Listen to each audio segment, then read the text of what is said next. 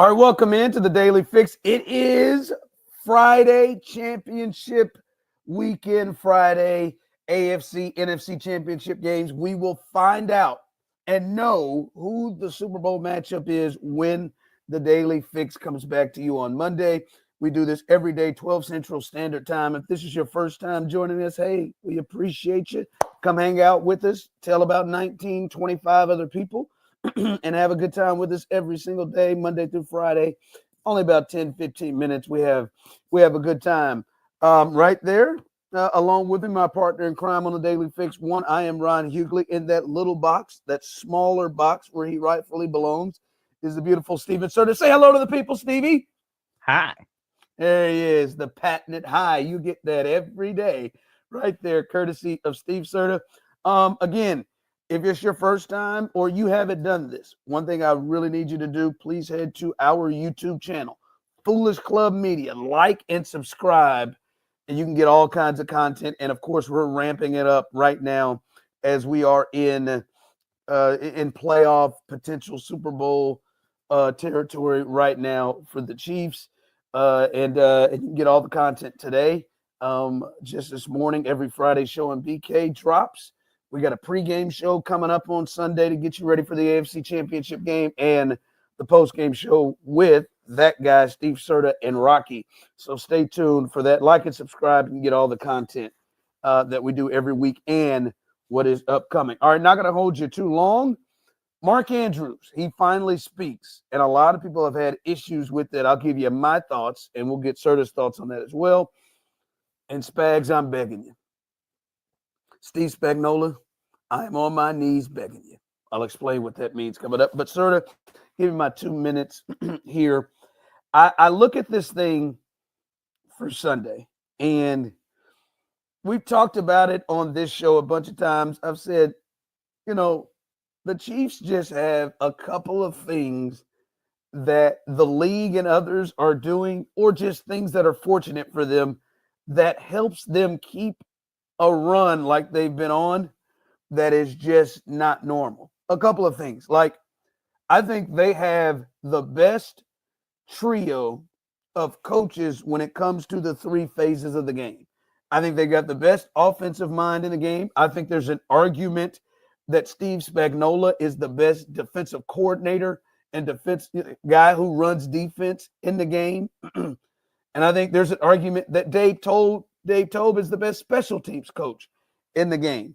They walk into the door and they've got other coaches underneath, even though Nagy's wild, Matt Nagy got Mitch Trubisky to the playoffs twice with the Bears. So, even their coaches, Cullen, all of them they have a great coaching staff and come in it with an advantage.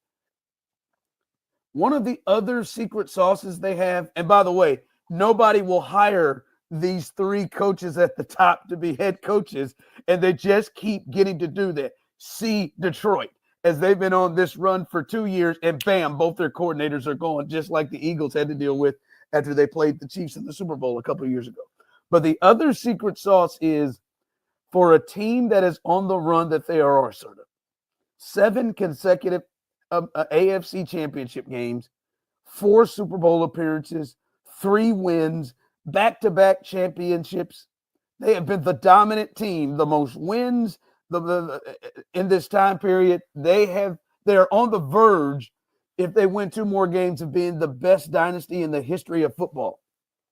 And the secret sauce is they get to legitimately play hey, we don't get respect that we deserve card. Like, legitimately. Not like the ones where Michael Jordan would make up some guy for the Bullets saying something to him that he never actually said as motivation. No. But right now, I have watched, and I'm not seeing everybody's picks, but Serta, for what the Chiefs have done and the run they're on and the coach and the players that they have, it is too many people.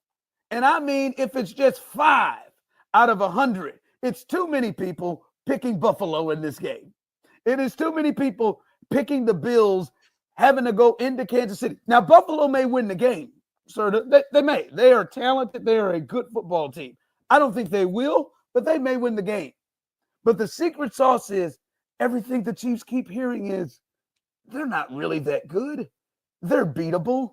They hear stupid stuff like this is the most vulnerable they've ever been, as if last year didn't happen. Like that team, what worse than this team? Like this is like they just keep hearing every week about what's wrong with them and why they're not good and why it's Josh's time and all this and that. And they get to legit play this. When it was Jordan, nobody really picked against them with the thought of, hey, I think the Hawks can get them. They hoped, maybe they hoped. Nobody really picked against them. Nobody really thought the Patriots would lose. They hoped.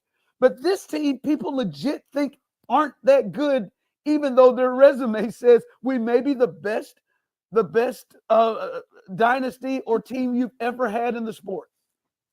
It's instead of respecting the unreal run that they're on and how special all of this has been with how much talent they've managed to maintain and build upon, the narrative is they get all the help from the referees, or Patrick Mahomes has a flopping problem, or they're lucky. Or they're lucky, instead of being like, no, they just know how to win. It's not pretty anymore, and it comes down to the wire, and it can be frustrating and hard to watch it sometimes, but they know how to win when it matters the most, better than any team in the league, and they've continued to do that in a way that has driven people insane, to the point where it's almost as if they don't respect what the Chiefs are capable of doing and what they have managed to pull off on this run. It's just sort of one of the tough things for teams that are in dynasties like this is to be able to keep yourself motivated in wanting to continue to win, having to come up with reasons to continue to get yourself motivated. So many times you have to find out within. Like, they don't have to do that the way that other teams had to do it, because people seem to really believe it. All right, Steve, and I'm not talking to you, Steve. I'm talking to the Steve that runs the defense. Spags, you are, I believe, the greatest big game defensive coordinator we've ever seen. Not just in your time with Kansas City. You've seemed to have been the only one to crack the Tom Brady case, right? Like, we've watched it. You are amazing and all of that, and have been a huge reason why this team has been to 7 straight AFC championship games, and a big reason why they've won the chip 3 times. But man, I'm begging you. I am on my damn knees. I am begging you, Steve. Please stop this with Shamari Connor. I'm serious. I'm not kidding you. Serta, I think this is a way that the Chiefs can get themselves beat in this game. Shamari Connor, I don't know what it is. There is something about him that Steve really sees that maybe I or the rest of us don't see. And you've said it multiple times, and I agree with you. There's a spot on the field for Shamari. There's nothing better. When I see him in there filling in the run game and coming up and hitting in the run game, love it. When he's blitzing, I don't think he's as good as McDuffie, but love it. But Steve seems to be hell-bent on having that man in coverage, and it backfires every time. Because if Josh Allen in this game, the way that C.J. Stroud did, the way that everybody else that's played him before, the way that Josh did the last time they played, if he has time and the rush doesn't get him off his spot and he has the ability to accurately step into throws, it does not matter. It could be it could be Shakir. It could be the kid who killed him last game. Who's number 1? I can't remember his damn name. They got Mac Hollins. It's the other one. We went to Ohio State. He came from Washington. I just can't remember his name at this moment. Curtis Samuel, who was doing him in repeatedly. Dalton Kincaid, Dawson Knox. It does not matter. James Cook. It does not matter. They will all beat him. Spags, when that man had injuries, the pass defense in the back end looked better. You got to stop this, man. I don't know what the love affair is. He can't be the primary defender. He gets beat like he stole something every single time. I am begging you. Joshua Williams is there. There are other options. When I say other options, any other options. I would take Dan Sorensen today over him right now in coverage. It's just it is one of the biggest things that scares me in this game. I just refuse to believe that Steve Spagnuolo and his staff didn't identify that when Chamari Connor was injured. Like the last month of the season when Chamari Connor was banged up and not playing, their coverage got better after it had fallen off of a cliff since Jalen Watson had gotten hurt because there wasn't anybody else on the boundary covering up the issues that they had in the slot with Chamari Connor. We were pointing it out for weeks that like, oh no, Chamari Connor is not good in coverage. Like he has got no business being a slot cornerback because he just doesn't have the range and the shiftiness to keep up with these wide receivers and the matchups that he's getting. But I think he does still have a role in the defense, but he has no business being on the field on third downs. Not in this game. And I refuse to believe they haven't identified that. No, no, you're right. You're a genius, and it don't take a genius to see him just getting burnt up.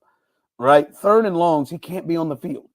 But I believe he's probably going to be on the field. And now you just have to hope and pray that the rush gets there and Josh is inaccurate.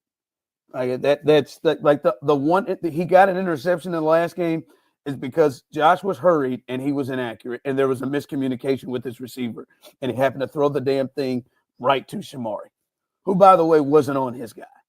All right, the final thing I want to get to is Mark Andrews. Mark Andrews had an awful game against the Bills, and there are, I'm sure, people in Baltimore who believe that the Bills wouldn't be playing in this AFC Championship game if Mark Andrews could have played the way that Mark Andrews normally does. He had multiple drops, including the 2-point conversion that would have tied the game that was wide open and thrown right to his hands that he dropped. And not to mention the fumble that led to and stopped a drive in which they were driving that could have taken the lead there. He didn't speak after the game. He was not made available to the media, and we didn't hear from him until a couple days ago, sort of. And he didn't even speak. He made a post on Twitter, and it's impossible to adequately express how I feel. I'm absolutely gutted about what happened on Sunday. I'm devastated for my teammates, my coaches, the Ravens fans. I pour every ounce of my being into playing to the highest possible level. He went on to say, despite the negativity, I've seen heartfelt love and encouragement, including from those who have generously donated to the Breakthrough TD organization that he is over. Even when the moment seems darkest, perspective can reveal that there is still a lot of fight in the world and good in the world. He is obviously taking this hard, which you could understand. I remember after the game, I said, boy, I hope he's okay. I don't think less of him for not speaking right after or whenever. I don't think less of him from just making a post. For me, I think it's just something that has always been done.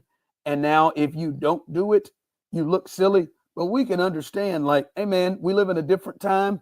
And, hey, man, this is something where I think now if you really think about it, say it out loud. Hey, this dude, after that devastating moment, he feels like he let everybody down. We need him to waltz up and talk to us right after. Like, to me, I don't have any issues with it. I don't at all. I think it's silly. Like, if whoever loses the games on Sunday between the 4 teams, they got to come up there and talk, especially if it's a devastating moment. Like, we've made a deal sort of where, yeah, man, now you're a man for doing it. No, man. Like, for me, it's like, hey, Mark, get yourself right. Like, get yourself right. To me, I got no problem with him chilling. Yeah.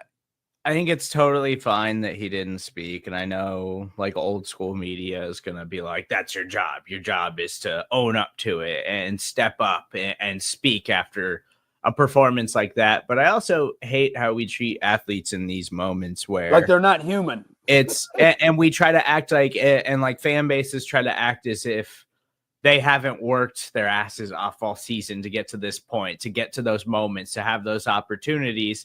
And then to fall short, especially the way that Mark Andrews did in such a devastating way, where he had 2 specific plays that kept them from getting to another AFC championship game. And those are plays that you can point to and say that cost the Ravens. Like I can't imagine the type of mental toll that that's taking on a guy where this is his livelihood and this is everything that he has put into his life and his career.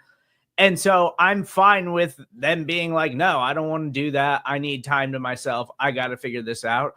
I've done things like that in my life before too, and I think it's perfectly acceptable. I think there's a very big difference, sort from you doing something that you are like you on purpose. Your decision is the reason why you do it. Like some of the issues that some of the Chiefs players have had over the years.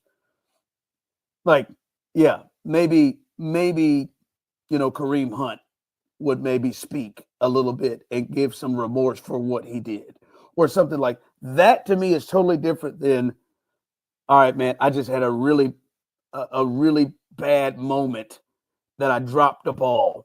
That I think that's different. I think when you do something stupid that hurts your team or something like that, I can get a point of, hey, man, you need to address that. But here, man, this ain't, he didn't do this on purpose.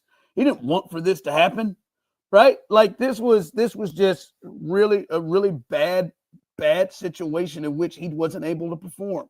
And I think that's different than having to atone for something you've done stupid. All right. Should be fun. Should be fun. Monday should be fun. We'll see what we're talking about on Monday. Hi, Mom and Courtney.